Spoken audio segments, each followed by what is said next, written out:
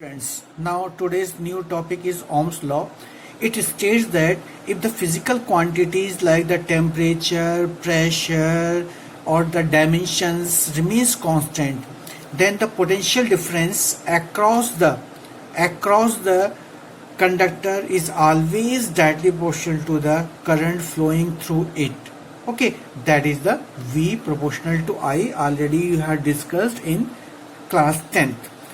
It means V is equal to IR. We can write R is the proportionality constant, is a constant value, and it is known as the resistance or simply electric resistance. So R is equal to V upon I.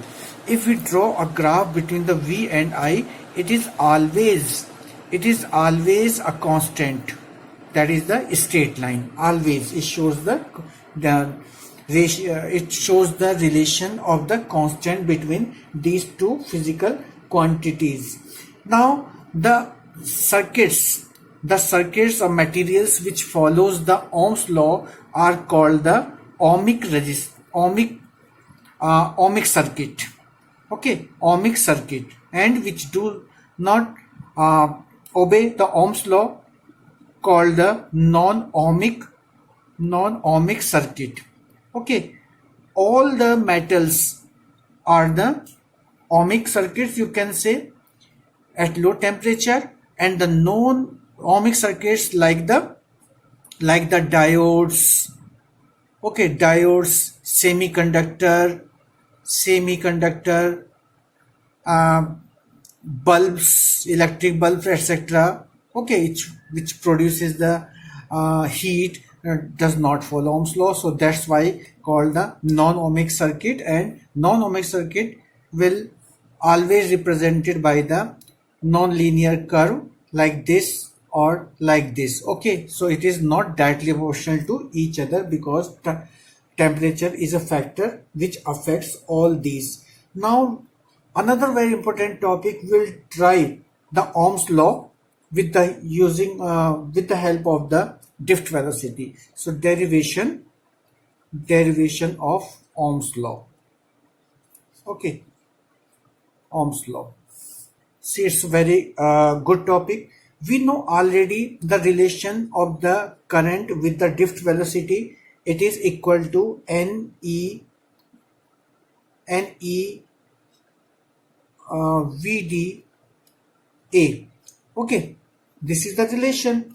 And also we know E is equal to V upon L,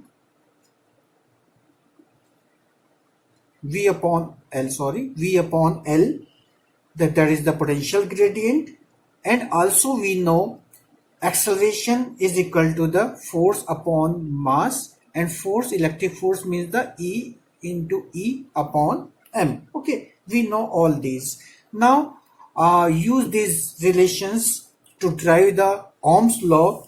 We know very well Vd is equal to A tau. Tau means it is the relaxation time. Okay, now put from here A is equal to E upon M tau. Okay, Vd is equal to, now put Vd is equal to here in that formula. Okay, in this formula. So I is equal to N into E into A, and Vd means E upon M tau. Is it clear from here? Okay, in this formula. Now it means I is equal to N E square A E tau upon M. Okay, N E square A E tau upon M, and put E is equal to V upon L from here. Okay, so N E square A tau upon M and E is equal to V upon L, potential gradient. Is that clear? N E square A tau upon M. Now because we have derived the Ohm's law, that is the V upon I, we can write like this also. V is equal to, or take this side, V is equal to m L upon Ne square A tau I. Okay, ml upon Ne square A tau into I.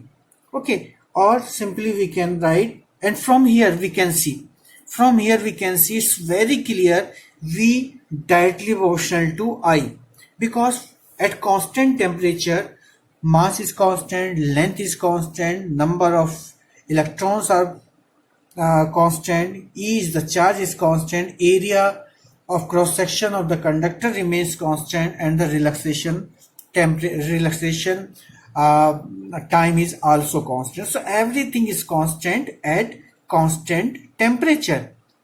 Okay, at constant temperature. So we can say V proportional to I, and this is the Ohm's law.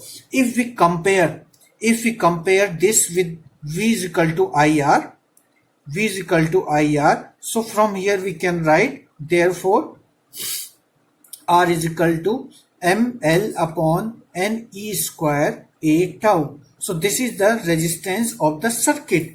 So from here we can find this formula. It means R directly proportional to the length and R inversely proportional to the area of cross section. So resistance depends on three factors: length directly proportional, and the area cross section, and it also depends on the relaxation time. That is, by increasing the temperature, relaxation time will also increase, means they will collide very fast in very short time. So these are the factors on which the resistance also depends. Now another physical quantity we can discuss, that is known as the resistivity.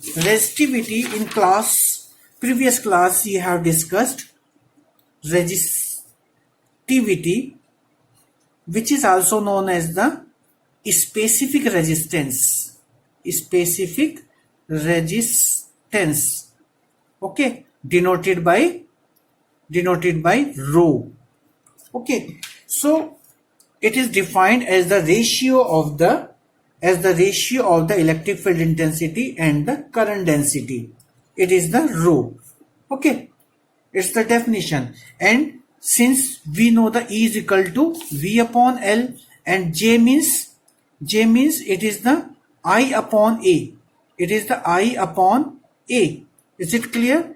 J is equal to, here we can write, since E is equal to V upon L and J is equal to I upon A. So put here J is equal to I upon A, and E is equal to this one. So we can write rho is equal to A upon L V upon I.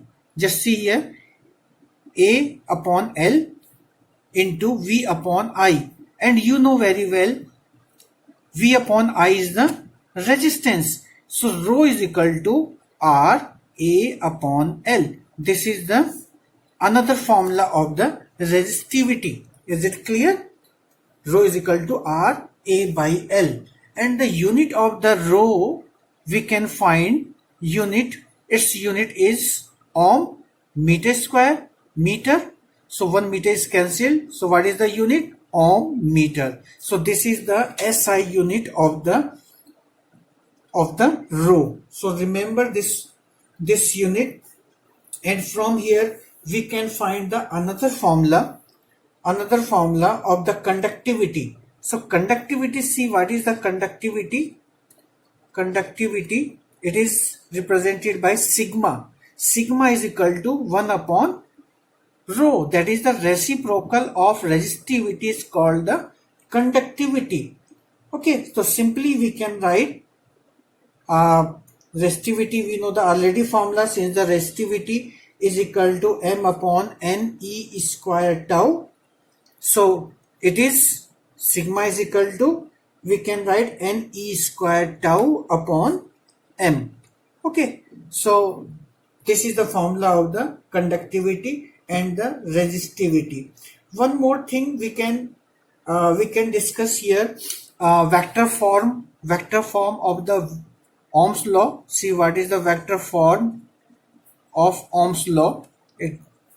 Ohm's law. See what is the vector form. It's a good question asked many times in the board examination, because rho is equal to E upon J. Okay, or E is equal to, we can write rho into J, we can write here like this. Okay, or since conductivity is reciprocal of the that is, the resistivity is reciprocal of the conductivity, so here we can write E is equal to 1 upon sigma J. Okay, or J is equal to sigma E. So this is the relation between the current density and the electric field, and the in vector form, because you know current density is a vector quantity. J is equal to sigma vector E. Okay, so this is the vector form. Okay, this is the vector form of the Ohm's law. Is it? I think it's very clear, or we can say J is always directly proportional to the E. Remember, okay, J is always directly proportional to E. Some more points about the resistance. Resistance of the conductor depends on the temperature. Already we have discussed. So see what is the dependence factor. Dependence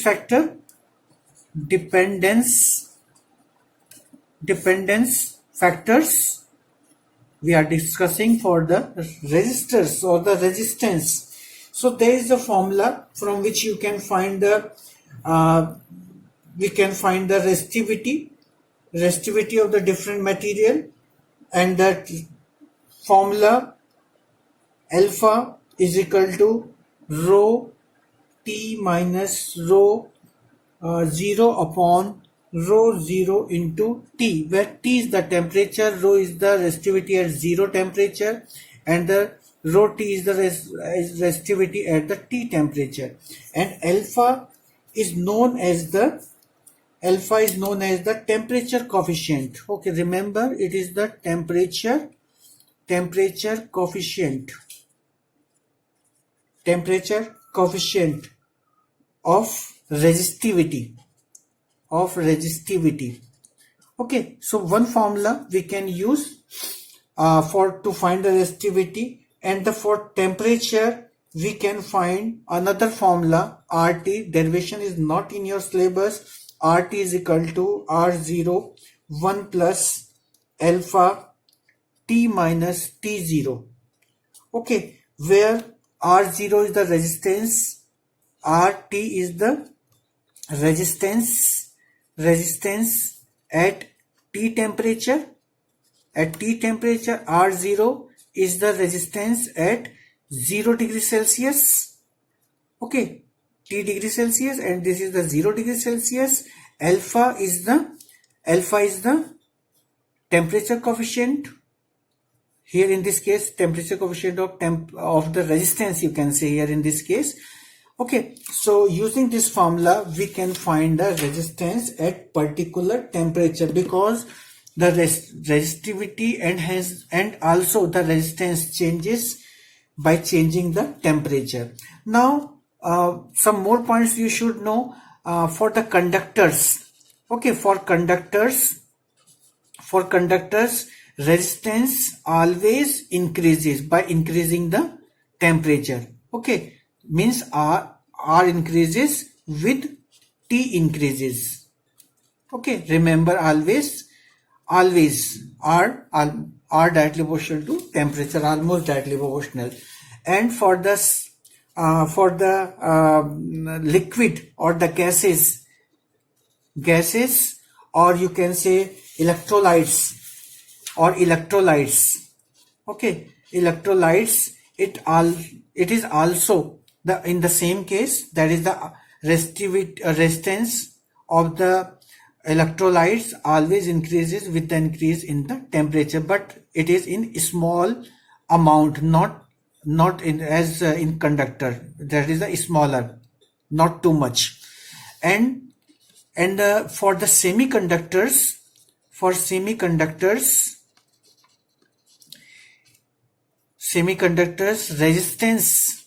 resistance increases